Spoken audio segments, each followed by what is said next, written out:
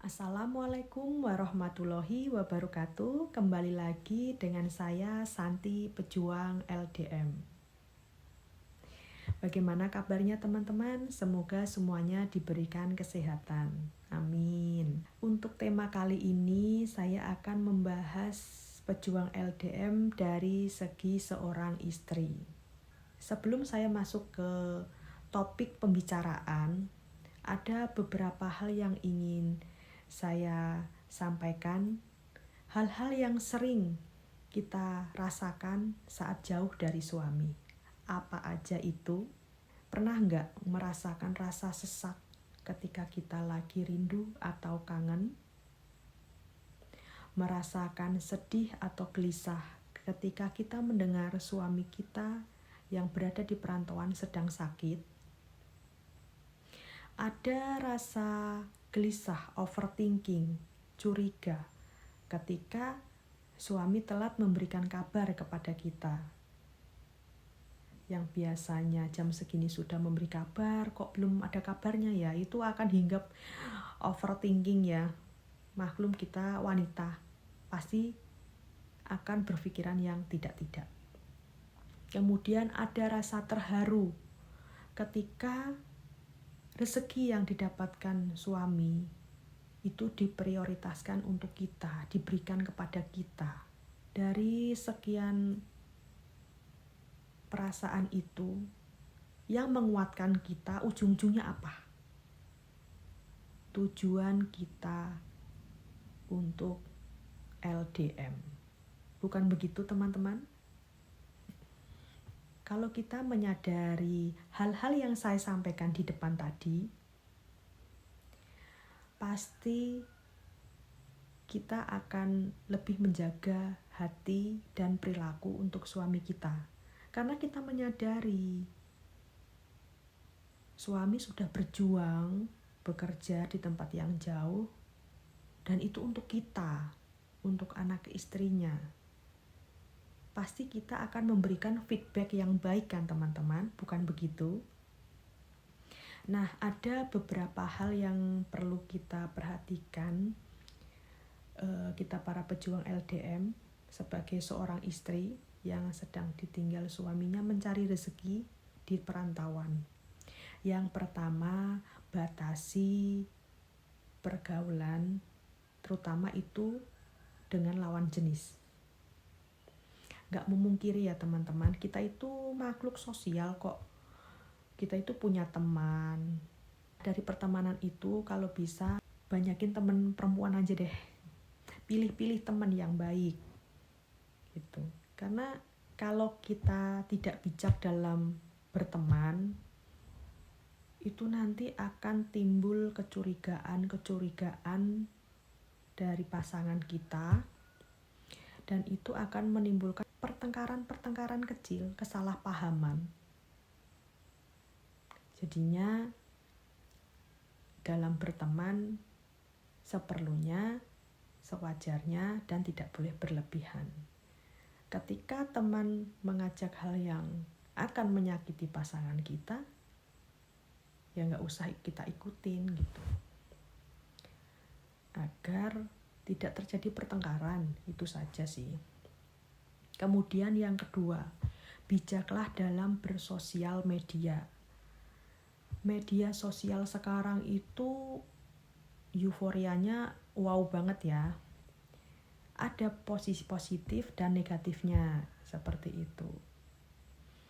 Nah, kita sebagai istri yang baik, pastilah akan menggunakan sosial media itu dengan bijak. Wajar ya kita wanita itu kadang apa-apa dibikin story untuk mengungkapkan ekspresi kita gitu sehari-hari. Kesel, senang, jengkel, marah, itu dijadikan status. Saya pun dulu juga seperti itu gitu. Butuh validasi lah intinya seperti itu. Nah, dari status-status itu pastikan ada feedback, ada komentar dari teman-teman. Nah, itu dari feedback itu ada yang mungkin feedbacknya, komentarnya positif, ada yang komentarnya negatif gitu. Jadi kita itu harus pintar-pintar menyikapinya. Seperti itu teman-teman. Jangan sampai nanti dengan komentar-komentar yang beragam itu memunculkan konflik antara suami istri. Seperti itu. Kemudian yang ketiga adalah penampilan. Siapa sih wanita yang gak ingin cantik? Siapa sih wanita yang gak pengen terlihat seksi? Ya, pasti semua wanita menginginkan hal demikian.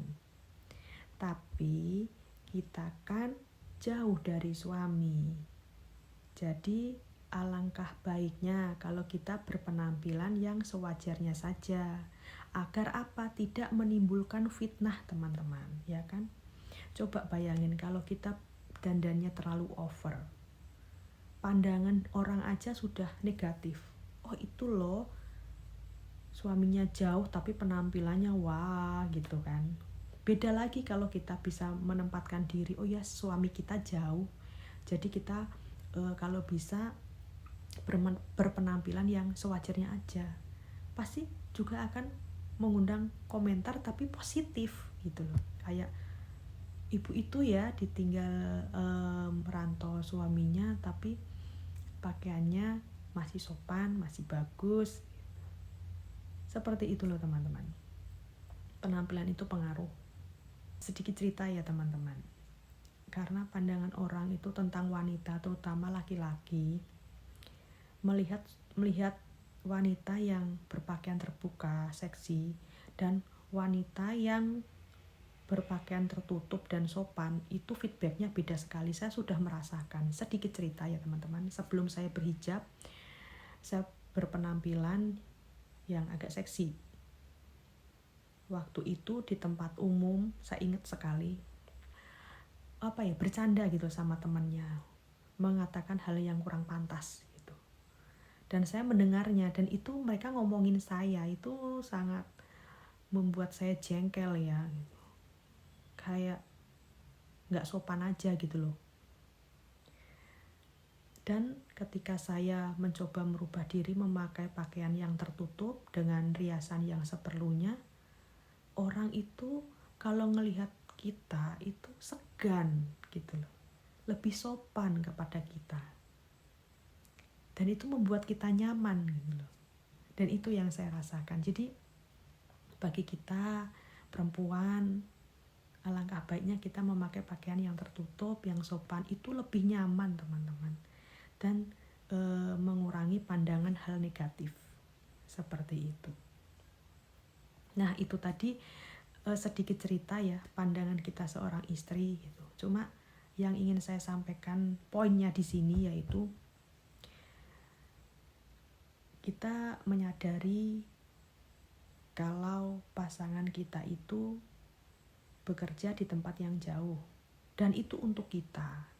Jadi feedbacknya yang bisa kita berikan kepada suami, kita menjaga diri, menjaga hati, menjaga amanah. Insya Allah nanti ke depannya LDM itu nggak terlalu berat kok teman-teman. Seperti itu sih, itu prinsip saya ya teman-teman. Semoga teman-teman juga bisa seperti itu gitu. Itu tadi tentang LDM dari segi seorang istri. Semoga apa yang saya sampaikan ini ada manfaatnya. Semoga kita sebagai pejuang LDM diberikan rasa sabar yang lebih banyak. Semua untuk masa depan, terutama untuk anak kita. Ya teman-teman, tetap jaga komunikasi dengan pasangan. Semoga semuanya diberi kelancaran. Amin. Sekian dulu video dari saya. Setelah ini nanti akan ada video selanjutnya yang akan membahas LDM dari sisi seorang suami. Sekian dulu ya teman-teman. Terima kasih yang sudah menonton. Mohon supportnya. Semoga channel ini bisa berkembang dan menjadi manfaat untuk kedepannya. Akhir kata, wassalamualaikum warahmatullahi wabarakatuh.